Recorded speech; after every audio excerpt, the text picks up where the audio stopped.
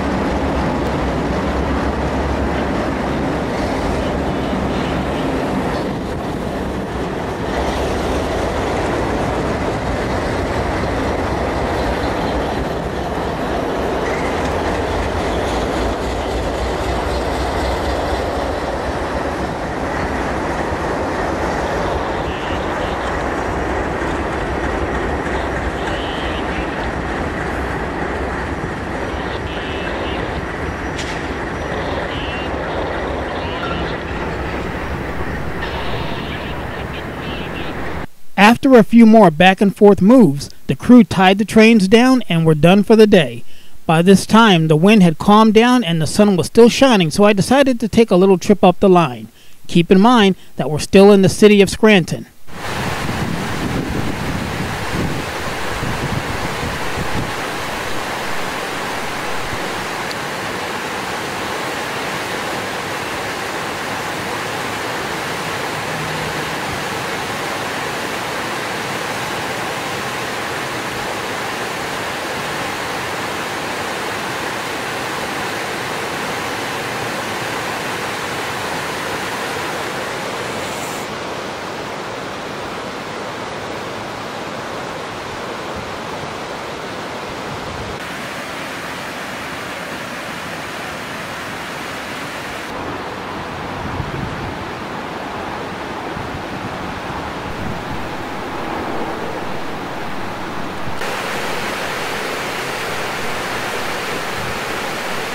I hate to break the serenity, but back to business.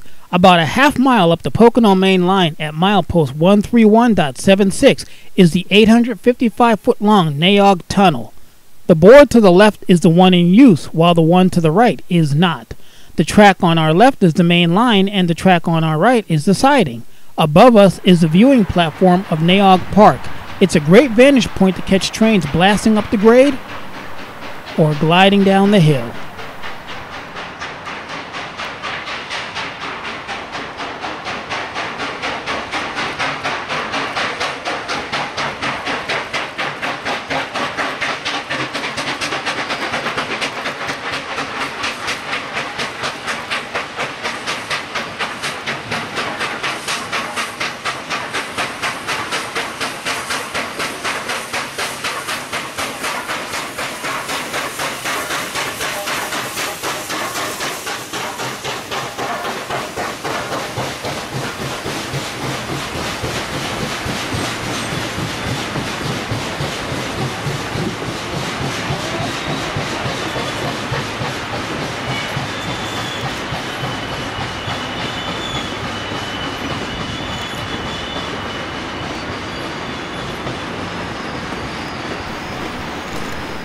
The tracks cross over the Nay Aug Falls and the Roaring Brook. Past the tunnel, this line follows the waterway to the No. 7 Reservoir and the Elmhurst Reservoir all the way to the town of Moscow, Pennsylvania, crossing the brook several more times along the way. After Moscow, the two continue together past the town of Hollisters and their reservoir and into the town of Goldsboro.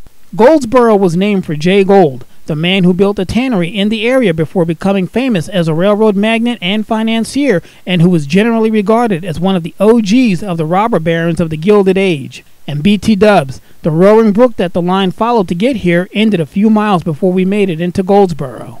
Making our way back to Scranton, in the short distance between urban sprawl and peaceful tranquility, several railroad artifacts hide in plain sight. The most obvious is this old signal bridge, a historic relic of the Delaware Lackawanna and Western and Erie Lackawanna days. Along with other, now inactive signals along this stretch, they're a rusting reminder of the way railroading used to be. Make sure that you hit the like button before you watch the next video, and hit the subscribe button if you're not already a subscriber, and don't forget to check out the description box for links to other videos that relate to this one. And if you haven't checked out our community section, make sure that you take a look in there. That's where we make all of our channel announcements, and you can find lots of pics, some obscure videos, and a lot of talk about trains. For Trains 21, call me AC.